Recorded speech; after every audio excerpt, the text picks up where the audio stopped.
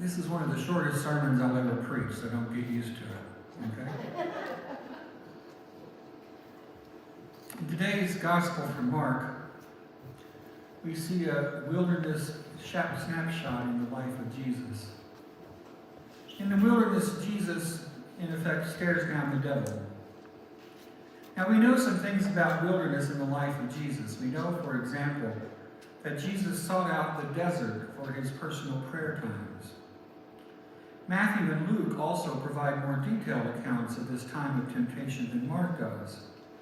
And in both of these, we see Jesus fasting as well, which is a prayer-filled discipline of faith. Wilderness in the Bible means an alone space and time. Wilderness in both the Old and New Testaments is symbolic of both closeness to God and a place where evil can attack. In our lives, wilderness is where we learn to pray. By that I mean wilderness moments in our lives come upon us and we are compelled to pray. In our lives, wilderness times come unbidden. These are moments when life begins to unravel. Perhaps it is a relationship we thought that would endure. A parent or child refuses to forgive us. We feel more alone than we've ever felt before. Maybe it's the sudden collapse of a business or unexpected termination from work, or a great expense has occurred and we didn't see it coming, and we feel alone in the desert with few alternatives. Or it could be that our health takes an unexpected turn for the worse, and we are left reeling in uncertainty. And no matter how others reach out to us, we still feel stranded in our own personal wilderness. In the wilderness, we face ourselves. We face the limits of our power to control life. Here we see relationships and activities in stark clarity and wish we could have done things differently. In our present age of indulgence, we have bought into the illusion that we can make ourselves feel better. And in the wilderness, the temptation to addiction is strong. Anything to feel better for just this moment. In the desert, the temptation to deny reality and buy that one thing that will make us happy is almost overwhelming.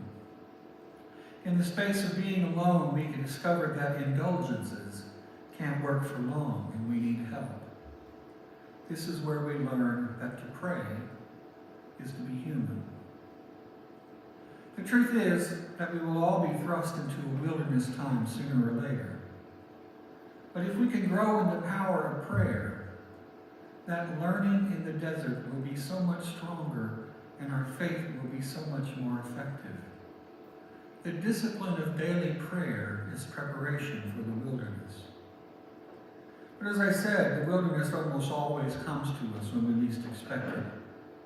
And our desert moments interrupt our plans and schedules.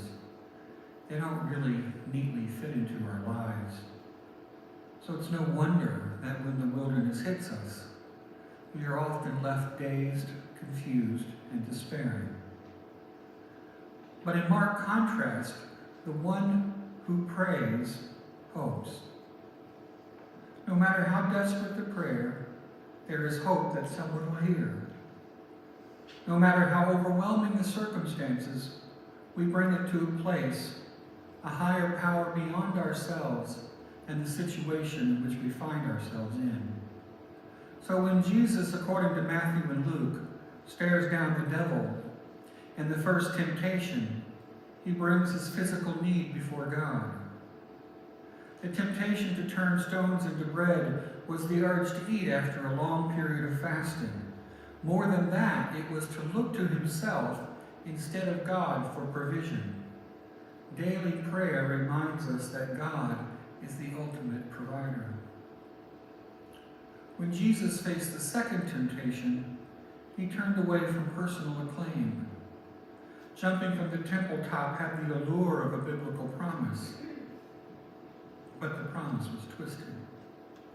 The devil wanted Jesus to take matter into his own hands, force people to believe, Personal acclaim, however, would not be about God, but about himself. Daily prayer reminds us that God is still God in the wilderness and calls us to trust in God, not in our own assertiveness. And the last temptation is to give in to worldly power. Use force to get what you want was the devil's counsel. The end justifies the means. And Jesus refused the ultimate human temptation. Daily prayer reminds us that all power fades, and all the promises of evil are blown into mist of nothingness by the wind. The one who prays looks to God. In our wilderness, Jesus is our way through. In the desert, Jesus is our strength. In our times of trial and temptation, Jesus is our ally in staring down the devil. Have you discovered prayer in the wilderness times? Have you just found in the crushing experience of the rejection of others the one you can go to and be strengthened by? Have you found in prayer the hope to carry you through when a child has fallen ill? Have you found in the moment of testing when others around you have turned from you, wrongly criticized you, or spread ugly untruths about you, that there is a peace in prayer? If so, you know that prayer is the nearness of God, not just empty words whispered in the terror of the dark. Prayer's promise is the coming of God to us in our wilderness times. In my own life, recently I found the part of the Lord's Prayer, "Give us this day our daily bread," to be one of the more powerful prayers that I can pray right now. If I can just have what I need for today, it is enough. And I understand that it means not just food, but relationships and energy and hope. A while back, one of my friends was struggling with a virulent form of cancer.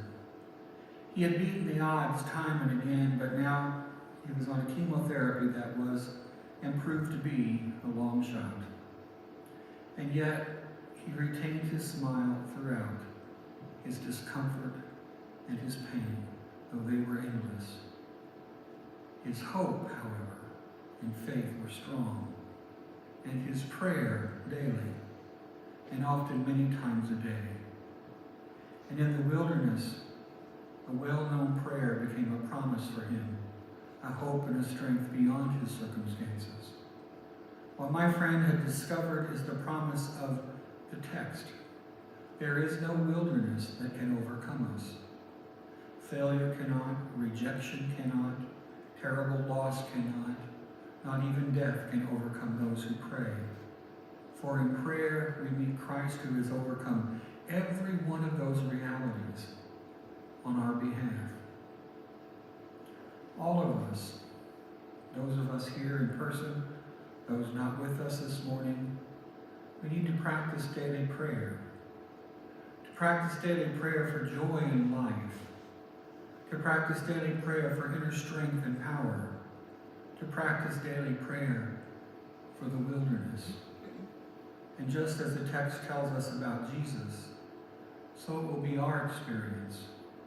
And the angels, it says, waited on him.